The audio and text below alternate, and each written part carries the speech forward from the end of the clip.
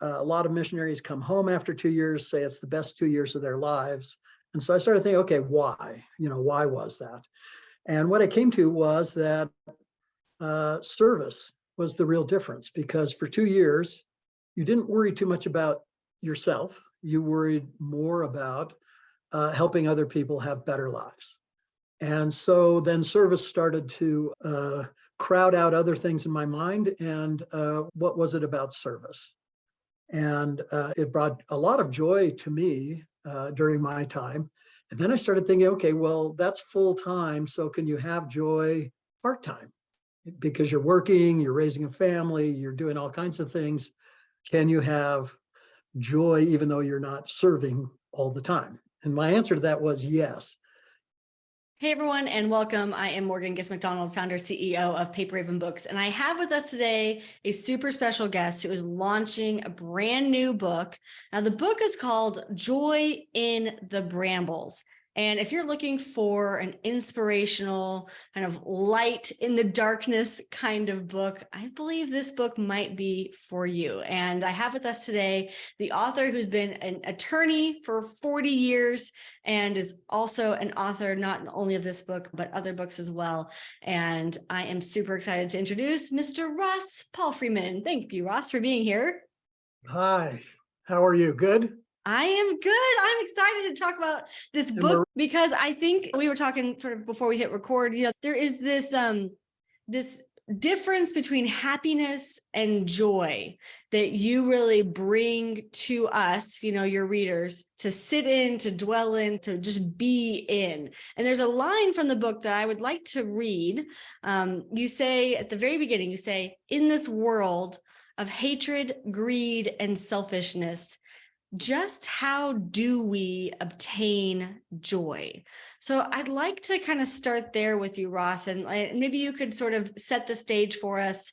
What's the difference between happiness and joy, and how do we kind of go about in pursuit of joy these days? When I first started researching this, it was as a result of a request from my bishop in my church congregation to give a talk. And the talk, he left wide open. He said, whatever you want to talk about, but we're sending a missionary off, and maybe about missionary service. And what is it about that that you liked when you did 2 years in Thailand back in the 70s? And so I started thinking about, well, what was it that was so great? A lot of missionaries come home after 2 years, say it's the best 2 years of their lives. And so I started thinking, okay, why? Why was that? And what I came to was that service was the real difference, because for 2 years, you didn't worry too much about yourself. You worried more about helping other people have better lives.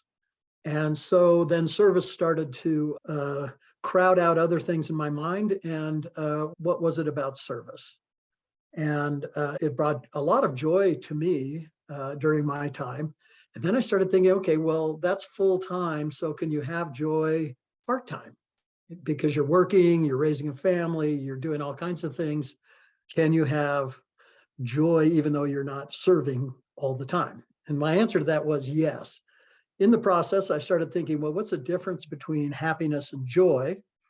And for me, the real difference became how you go about getting to happiness or getting to joy, rather than what the experiences feel like. Because so oftentimes we get confused saying that, well, joy is just deeper happiness. And in fact, I was in an airport in Oakland when I was in the middle of writing this, and there was a book on the shelf at the Hudson News place, Choose Joy, which was the working title of my book. And I thought, oh, a decade slow. But then I bought the book, I read the book, and it was the same kind of, and I liked the book, but it was the same kind of sense of joy is just more happiness.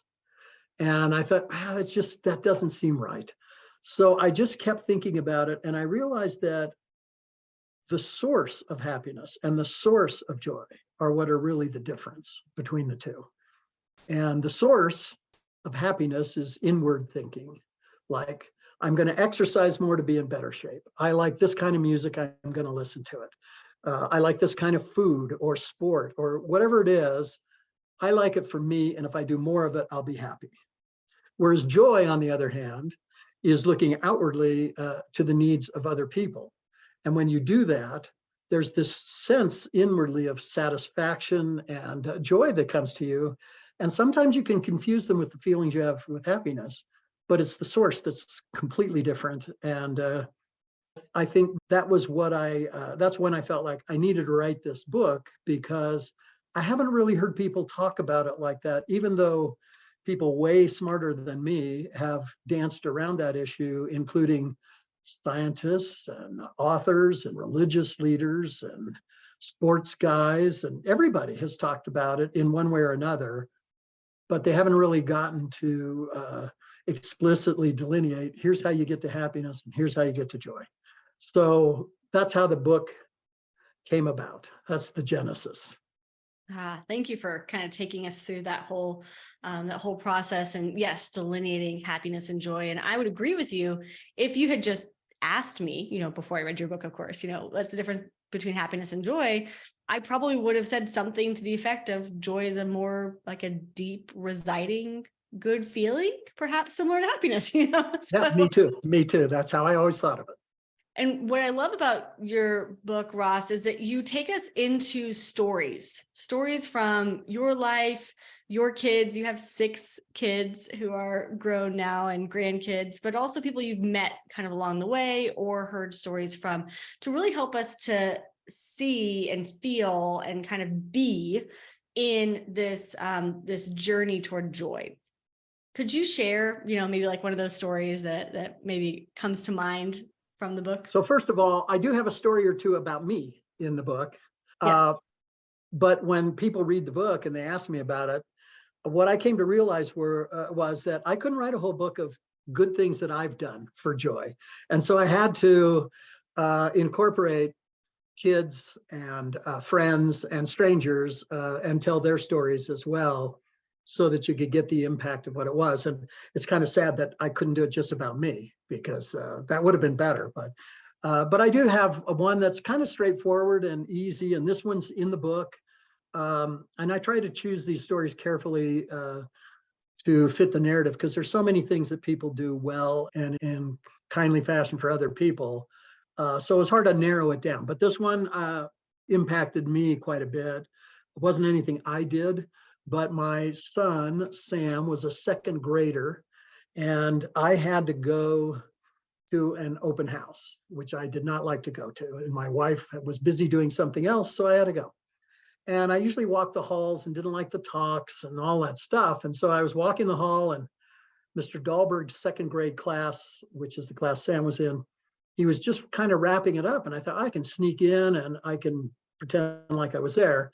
So I went in, I looked around, I found Sam's little desk, and I sat, squeezed into the seat and just started going through his stuff while Mr. Dahlberg was finishing his talk. And I pulled out a little pencil box, and it was kind of cool. And I thought, well, I didn't give it to him. Where did he steal this? And so I was just playing with it, because I had different little things to play with, different pockets and compartments and things like that. So I was playing with it, and then all of a sudden I look up, and there's Mr. Dahlberg. He'd finished his talk and said goodbye to most people, so I must have been sitting there a while. And he said, that's a nice little pencil box. I said, yeah. And he goes, would you like to hear the story? And I was thinking, oh, so Sam did steal it. So it turned out he didn't. He told me that there was a boy in the class who couldn't read at all when school started in the 2nd grade. And he said when the school term started, he felt like he may have to hold this kid back a year. And the parents were concerned and all of that kind of stuff. And then you could see in Mr. Dahlberg's eyes, he started to tear up a little bit. And he said, Sam stayed in at recess, lots of recesses, lots of lunches, and taught him how to read. And by the end of the school year, by this open house near the end of the school year, this kid was up to grade level, and his parents had purchased this pencil box for Sam as a thank you. So by then, Mr. Dahlberg is crying, and it affected me in that I wasn't a party to any of it or anything, but this joy that I felt, that clearly Mr. Dahlberg felt, that this kid's parents felt, all was due to Sam taking a little time off from recesses and lunches to help this kid read. And so it kind of struck me that joy is something that you don't have to personally experience. It's so powerful and spiritual in nature that it transcends the actual event itself, and other people can feel it around you. So it's kind of like, now I'll get this quote. I won't even try to quote it. I'll paraphrase it. This guy, Maximus, from a movie I like, Gladiator. And, what we do in this life echoes into the eternities. And I think that's kind of when you perform acts of charity, you create this joy that actually can reverberate to more people than just those who were immediately present. So that's one of the stories. There are lots of them like that show ways that we can be kind to other people. We can perform charitable acts without a whole lot of cost or expense or anything, and yet they can make big differences in people's lives and our own. Yes. Oh, I love that story. Thank you for sharing it with us. And you're right. I mean, that is that sort of sense of the deep residing power of joy. It can transcend time, in that even probably for you now, thinking back on it still brings you joy. And people, it can spread from person to person, and whether they were in the room or not, like, we can still sort of somehow participate in this. Yeah, you refer to it in the book as the blessing of joy. It's a promise from God that this is something that we may experience in this world. And I'm curious, Ross, the book is called Joy in the Brambles. What does that mean to you? Several people have told me what a dumb title for a book. Because brambles, a lot of people don't know what brambles are.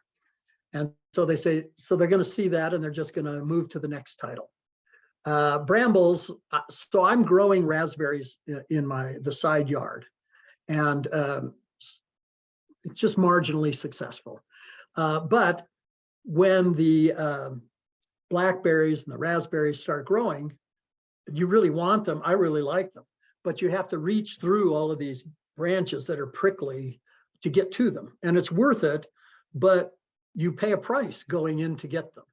And I think our lives are like that. There's so many things. We have political differences and religious differences and family differences. We don't seem to be as charitable in allowing people to have their own feelings and thoughts about things as when I was young. And so I consider all of those kinds of things brambles and impediments to getting to joy, which is available to us every day. It's an interesting thing. Such little things can bring joy. Opening the door for someone, helping someone up the stairs, just there are opportunities that abound. They're everywhere. And if we look for them, then we can have joy in our lives, no matter how bad things are going. So I listed 3 things that I think you need. You have to, first of all, care about things. So you have to be able to observe that somebody needs help. And I call that caring about it. And then the next step is you actually have to have compassion. You feel for them, and internally you want to help. If there's something you can do for them, then that's available to you. And then the next step is charity, which is the act of acting on the compassion for the benefit of someone else. And there are all kinds of quotes, and I put a lot of them in the book. Sometimes I feel like I'm not an author, but just a compiler of thoughts. And there are a lot of them in the book by all kinds of different people who kind of get this a little bit, that service to other people is what really brings meaning and joy to life. So that's kind of where the brambles thing is. There's a lot of impediments, a lot of things that can distract you. But if you pay attention, the fruit's there, and you can always have it no matter what your station in life is or what problems you have. You mentioned that in the sort of current state of the world, it can feel like there's a lot of brambles. There's a lot of, if you reach into any area, you're going to get pricked, and you might be, triggering someone else too. Like it feels like there's a lot of tension. I know a lot of us, maybe we've gotten to the point where we don't really want to care anymore. We don't want to turn on the news. We don't want to engage in that conversation where we might make someone upset or they might upset us. And so it can be tempting to kind of just turn all that off. And I guess I would say to you folks who are here with us, watching, listening, if you feel like you're still, some part of you is looking for that joy, could I really still experience that joy? Do I want more of that joy in my life? I would say that maybe this is the book for you to pick up right now. This could, just like we talked about, bring you joy simply in the reading of these thoughts, quotes, Ross's stories, kids' stories, teacher stories, all sorts of different walks of life, stories of joy in small moments that ripple out. So good news is, because the book is launching and we want to get this book out to as many people as possible, we actually have a promotion on the ebook right now. So if you go to paperravenbooks.com/joyinthebrambles, all one word, or you can click the link next to this video, take you straight over to Amazon. You can download that ebook for free, load it up on your Kindle or whatever device you use to read ebooks, and you can enjoy that this weekend over the next few days. So I'd encourage you, if you're thinking about it while you're here, while you're listening, go ahead and click that link and grab a copy of that ebook while it's on promotion today. And Ross, I'm curious, you mentioned just a moment ago, you're like, I don't know if I'm a writer so much as a compiler of thoughts. And certainly as an attorney, I almost imagine it like you're building the case for joy. Yeah. What was it like for you to write this book? So the genesis of it was the talk that I was to give. And at the end of the talk, 2 or 3 people in the congregation came up and they said, write a book about that and I'll buy it, because it's a great topic. It really has made me think about joy and how you obtain it and that it's available. And so I started to outline that book. My son went on his mission when he was 19 and he's now 32. Or thereabouts. So it's taken a long time. The first draft that I put together, I gave to someone to review. And I said, don't worry about punctuation or grammar or anything. Just, am I going in the right direction? Does this make sense? And she said, oh, I'd love to. And a couple of weeks later, we were talking and she said, I got it done. And I was flying up to court in the Bay Area where she lives. And so I said, well, let's go to lunch and we'll talk about it. She hands me the transcript. It had maybe, since the book isn't fully formatted yet, I don't know how many pages, but it's a short book. And she had probably 300 Post-its on the book. And I swear she must have gone to Staples and bought them out of all their little Post-its so that she could post all the things. And as she handed it to me, she goes, this is a rough draft, right? I thought, okay, well, that's a good start. So that was my first review of the book. And she liked it. And there were only 1 or 2 stories in it. And she said, add more stories so that you can flesh out what you really mean, because the stories will give examples to people of how they can have joy in the simple acts in life. It turned out that the last story in the book is about me. And I went to a CVS. I didn't have the greatest diet in those days. In fact, up until about a week ago, I didn't have a great diet.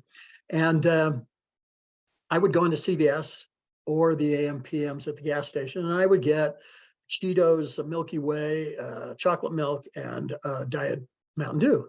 That would be my dinner on my way home. And I went into the store one time, and this lady, she was a very, very young mother, probably 16 or 17, very young.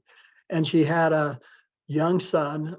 And this was in March or April. I remember this fairly well because at the entrance, they always try to dump all their old stuff. And there was a rack of DVDs. And one of the DVDs was Rudolph the Red-Nosed Reindeer.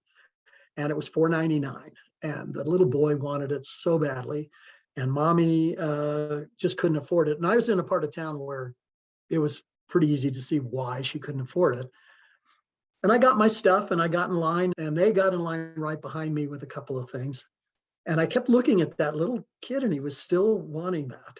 And so I put my stuff down and I walked over and I got the video and I bought it with my stuff. And then I turned around and handed it to this little kid. And he looked at me and he was, really, he was just over the moon. He was so excited. And I could hardly look at her because it's like, here's this old guy and he's trying to, what are his motivations for this DVD? So I just kind of handed it to him. I smiled, and then I went out to the car and in the parking lot. And usually I then drive home while I'm eating my nutritious meal.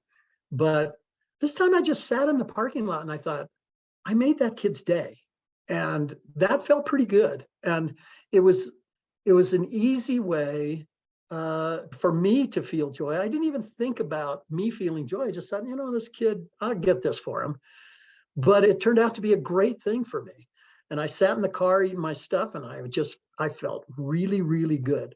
So that's kind of an example near the end of the book where I point out that for $4.99, which was the cost of the DVD, for $4.99, I could have joy in my life that day, even though I'd been in court in 2 different cities, one at 8:30 in the morning, one at 1:30. It was a crummy, awful day. It was a Friday night, traveling home in traffic. I'd gotten off the freeway because I couldn't stand parked on the freeway. And yet I sat in that parking lot, and for $4.99, I had joy. So that was kind of near the end of the book, another story that I told, that I added because this first person said, boy, is this a rough draft? I hope it's a rough draft, and put a bunch more stories in. So it went from there to other people. There's a story in there about my nephew, Bryce, that I still don't fully understand, but I put it in there because it kind of fits right into the idea of joy and how we don't really give it. It's not really a deep idea. It's a simple idea, but sometimes we think so hard about it that it becomes difficult to understand. And the Bryce story to me is big. And I just think everybody should read that because it's something I don't fully understand, even though it happened to me. And my brother and I waited 15 years after the event to even talk about it. It's so mysterious to me. So anyway, I liked writing the book. I liked gathering all of these thoughts. I didn't understand why I couldn't find someone who had gone to the idea of the source of joy and happiness being different, rather than everyone kind of piling on at the end saying, well, it's just one is deeper than the other. And I kind of feel like once you figure out the source, it's easier to get to both. And I think I mentioned in the book, one draft, maybe this last draft, that it's kind of like a ship captain and he's going out to sea. And if he doesn't know where he's going, it's hard to get there.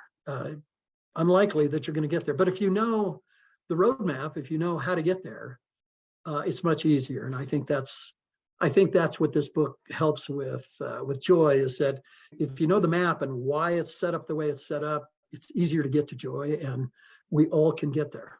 So good, Ross. Well, thank you. Thank you for bringing this kind of light of inspiration to us today. And folks, if y'all are here and you're like, this Ross fellow is talking my language, this is really what I want more of in my day, in my life. Good news is you can grab the ebook right now. So go to paperravenbooks.com/joy in the Brambles, or you can click the link that's right next to this video and head on over and grab your copy of that ebook. And of course, it's available in physical versions as well if you like to have it on your nightstand for when you need it. But go ahead and dive into the ebook now because you can get it immediately. Ross, any last words for your readers as they dive in? No, Morgan, thank you very much. This was actually not so unnerving. I'm glad, says someone who presents in court. Well, thank you very much. You are so welcome. Thank you for being here. Thank all of you for being here as well. And go ahead and dive into Joy in the Brambles, and we hope you enjoy it. All right. Y'all have a good day. Bye.